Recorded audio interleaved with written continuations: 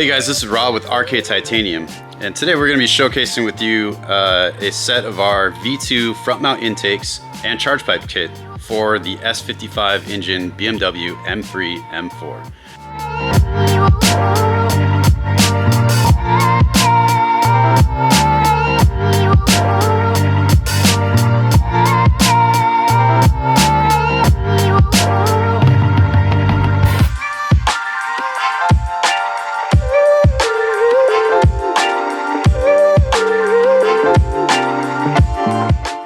Today we're going to have a 2020 BMW M2 competition with the S55 engine coming in to showcase the parts, and we're going to do an install and throw these on the car so you guys can see exactly the process of doing it. Hopefully answer some questions, give some quick tips as to what we found have been the best way to do it, the easiest and fastest way. And if you like what you saw today, go ahead and hit the subscribe button down below and keep up with us throughout the year.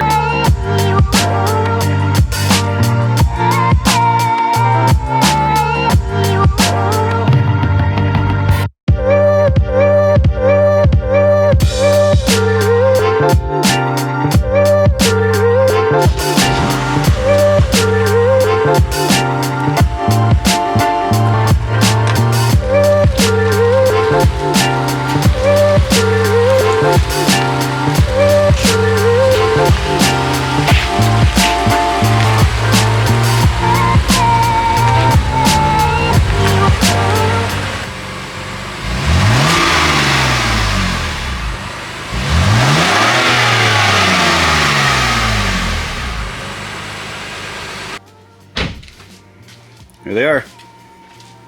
That's crazy. It's got like a little bit of purple in there too, huh? Yeah, it's like kind of a bluish, purplish. Yeah. So that's the Frostbite finish. Just look amazing on the silver. I like it. Sometimes that silver looks like a little bit blue. So in our version 2 front mount intake kits and charge pipes, it comes with everything you need for a clean install. We've got provided logoed couplers, clamps, and filters of your choice, whether it be blue or red. One unique thing we offer with our charge pipes are we pre-install better fitting, tighter fitting O-rings in the charge pipes so you don't have to reuse your factory ones. The common issue a lot of guys have is just removing the factory O-ring without tearing it or breaking it, or putting any kind of pinch or anything in the O-ring. So we include an actual better fitting, better boost holding O-ring for you pre-installed. So the install is very straightforward on this setup. What you're essentially going to do is remove all the factory pieces and install the new pieces. To start with that, we'll be removing the strut bar. To get the strut bar off, you're going to take off both the back panels to open up the extra bolts that are hidden behind those. Once the strut bar is out, then we'll proceed with disconnecting the masts on both sides, removing the stock air boxes and air tubes, and then that essentially pulls your intakes out. The charge pipes will pull this cover off. Once that intake pipe is out, it'll unveil all the fasteners for the stock charge pipes, in which we can pull those out and start our charge pipe install. Removing these covers is very easy. You're going to have 3 fasteners on the top. They're plastic twist-in fasteners, a simple 10mm. And a slight turn will release those from the connection to pull those out. And then once you get those out, you're going to have a couple push pins here, which you'll need to unsnap, which will pull the covers. So you have usually 3 on each side and 2 on the front. It's just a 13mm.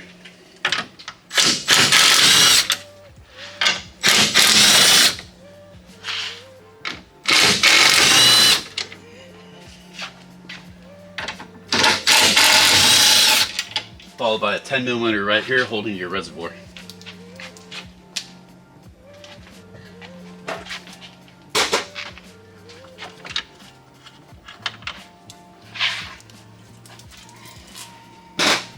One thing to have caution for is you do have battery terminals right here, so be sure you're not accidentally hitting any tools or anything to that. From factory, they do have a little rubber strip to kind of protect that terminal from your strut bar.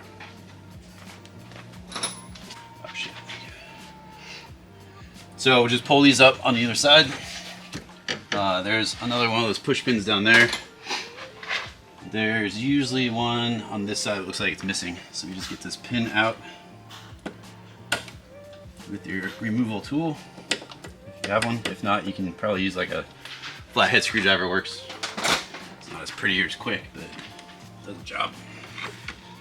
This pulls off. This cover just pops out. It's got rubber snaps. We'll address this later. One thing that you'll see is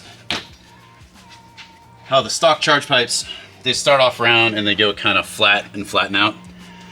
All aftermarket charge pipes typically remain a round, full shape all the way, so you're actually getting more flow but more shape out of them. One issue that will cause is obviously your cover is going to need to be adjusted. It's a very simple procedure. These push pins can actually be threaded out slightly to adjust and push the cover up to give more clearance. So next thing we're going to do is unplug the mass sensors on both sides, and then we're going to remove these T20 fasteners on top of the air boxes. After that, we'll loosen this clamp here, which is a flathead, on both of these, so we can take the tops of the air boxes off and the top of this.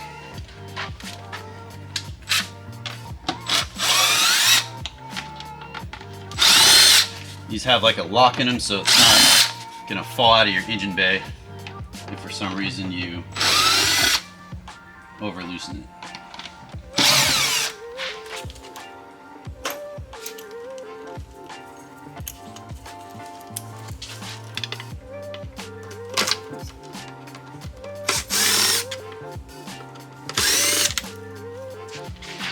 These are simple. You just push in the little tab and it should pop right out.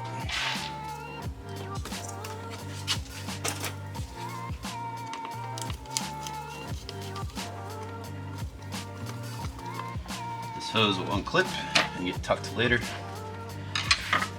This here for your PCV. These clips break really easily, so be careful with it. If it breaks, it's not the end of the world, but you'll want to pinch in and unplug.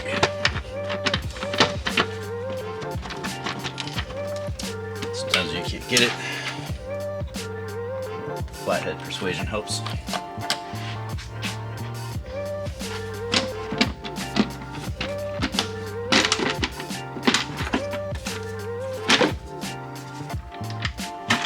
Front pipe is off, exposing your air box and air filter,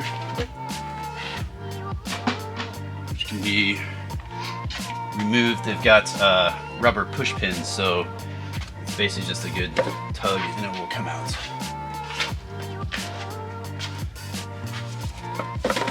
Or in this case, it just comes out.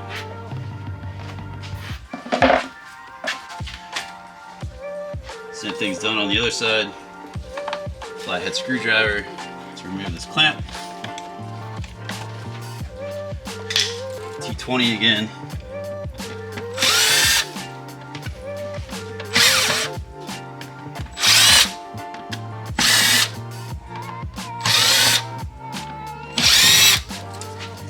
Of course, don't forget to unplug your MAF. This elbow here we're going to remove because we're actually going to replace this top part here with one of our silicone couplers. It's connected to a single 10mm bolt that holds it to the side of the engine, which connects to the top of the turbo. So simplest way to do it, just undo the 10mm bolt on the top and then this whole piece will come out.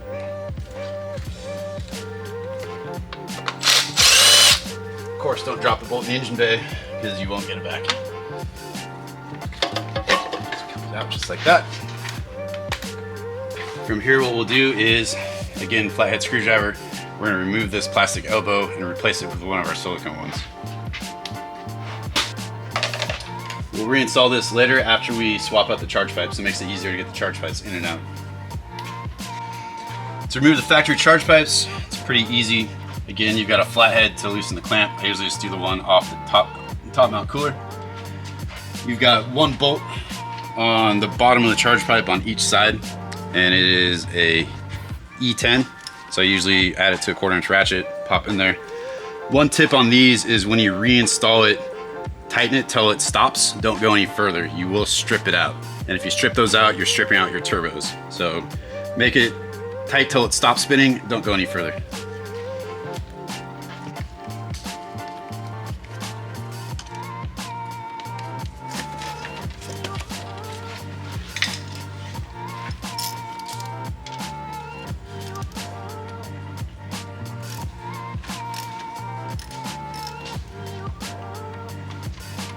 Get in with these bolts.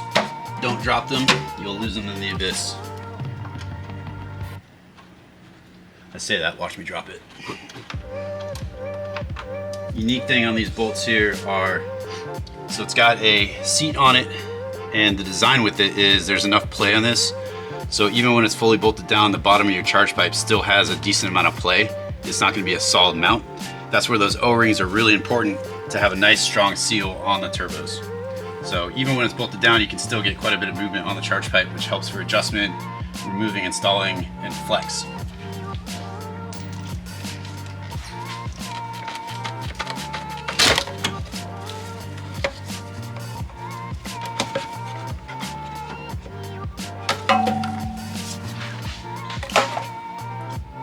To make things a little bit easier, I pre-install the clamp and the couplers just loose on there, just so they're already on. Slide it on and then pop this in.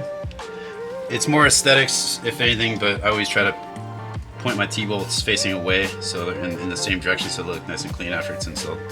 What works well is just angle it in, get it past the heat shield, and just give it a little twist.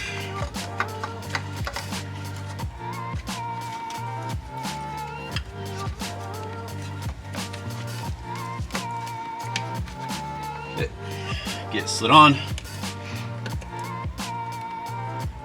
Angle these how you want them. Reinstall your bolt in the bottom, tighten it down until it stops spinning. Don't go any further. Anytime you're working with T-bolt clamps, especially on titanium, there's a lot of philosophies on don't use T-bolt clamps, blah, blah, blah. We always use T-bolt clamps. I make them till they're snug.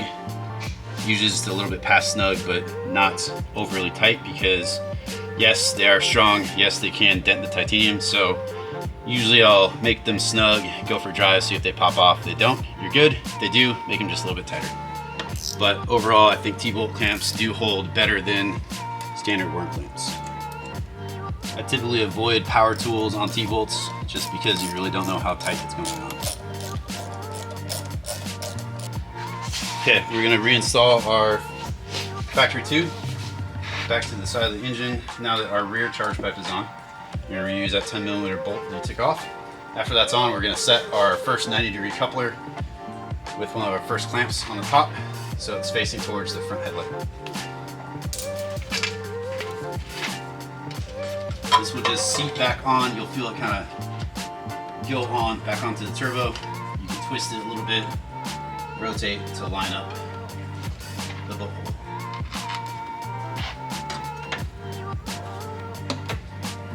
Just like that. We got our fastener facing forward, so we can get to that later.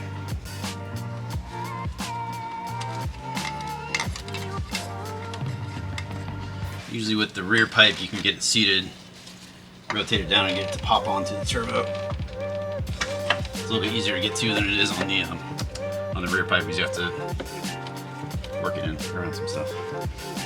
Get it seated, tighten your clamps down, put your lower bolt back in, and your charge pipes are done. Okay, so another process we're gonna do is we're gonna swap out the MAF sensors to your new intake pipes. We don't reuse the factory screws. We have screws pre-installed for you to reuse for the MAF sensors, or the flanges on our tubing. One thing we're going to address is actually cleaning your MAF sensor. It's a very easy process and something we definitely recommend, especially with unknown mileage on the vehicle. So once we get these out, this is a T10 to remove these factory bolts to pull these MAF sensors out. What we're going to do to clean these is we're actually going to take it outside. We're going to set it on a towel or some cardboard, and we're going to take some carb cleaner.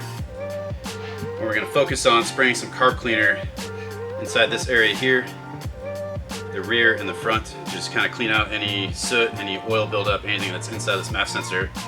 We'll clean both of them out. We're going to let them air outside for about 10 minutes or so while we're working on the install on the front mounts.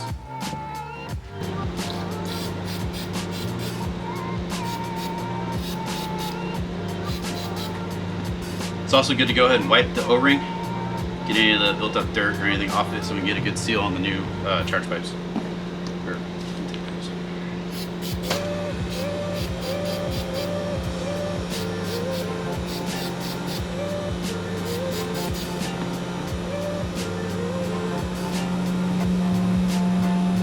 see at any point where these O-rings have any splits in them, breaks or anything, we want to go and replace those with OEM ones. It's important to get a good seal on the new flanges.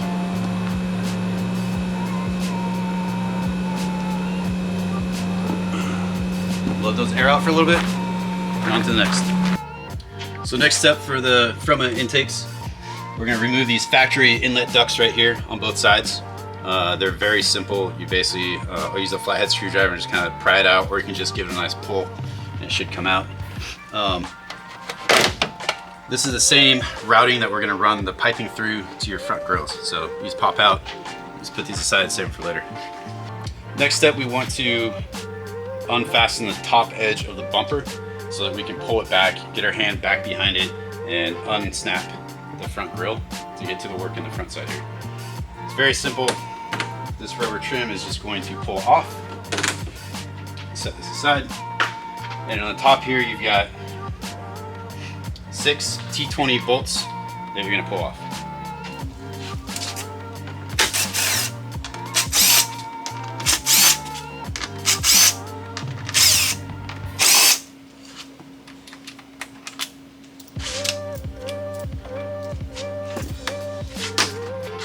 Pull this forward a little bit, it'll undo the little snaps.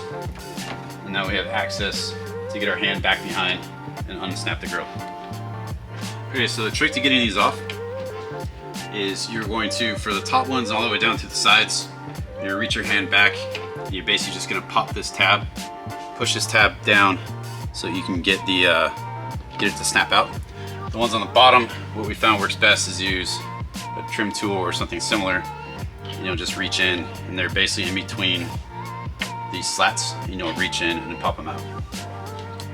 So next step here is you have these plastic shrouds on both sides, and what we're going to do is use a knife or some snips, and we're just going to cut a circle for the pipes to pop through, so our filters can go right in the fronts here. So we'll get those cut out and show what it looks like afterwards. Okay, so we got the grills off.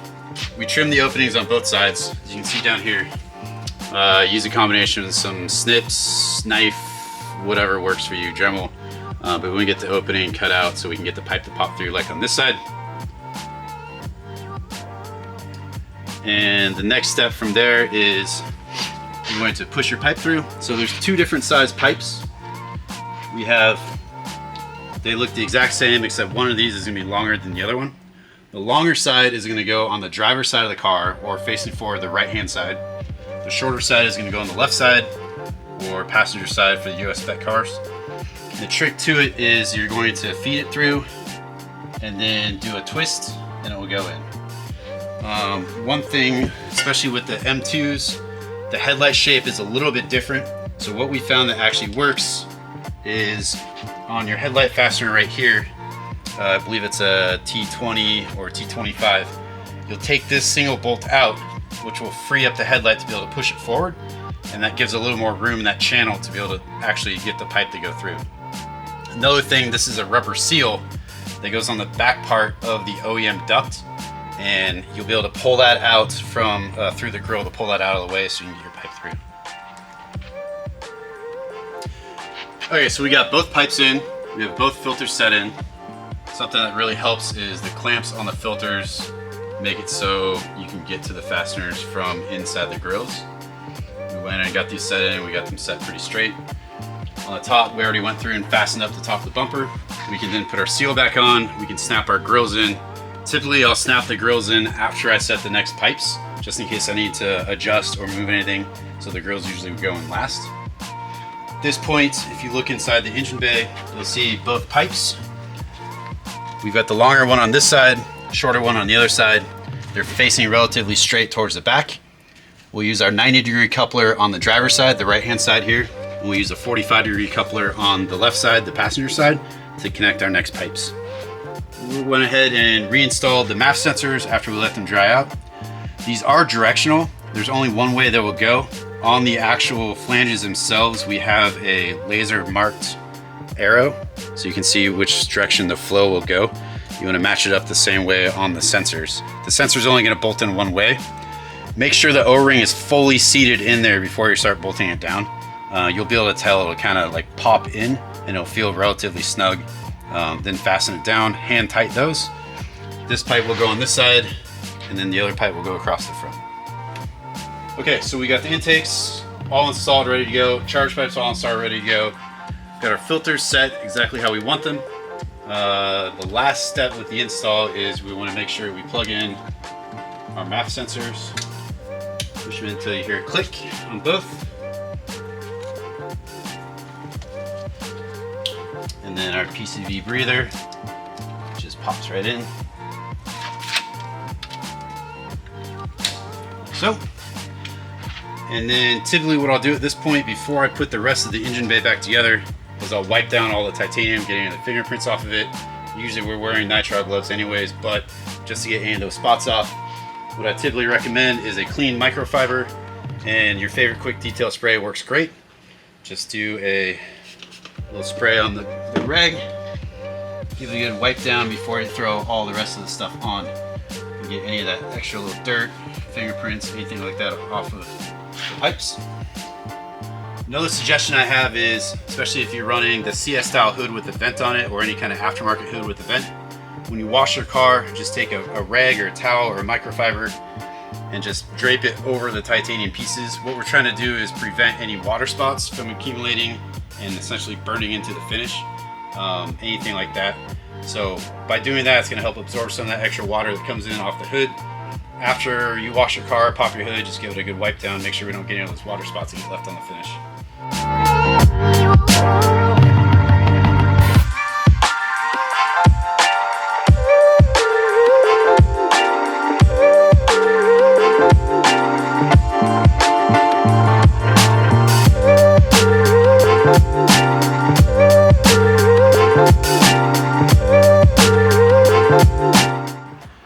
Alright, so we just finished the install of the V2 front mount intakes and titanium Chargepipe kit. We went with the Frostbite finish, which is a really unique finish on the car. So next step is we're going to go into BeamerLink, reset adaptations, and then go take it for a drive and see how they sound.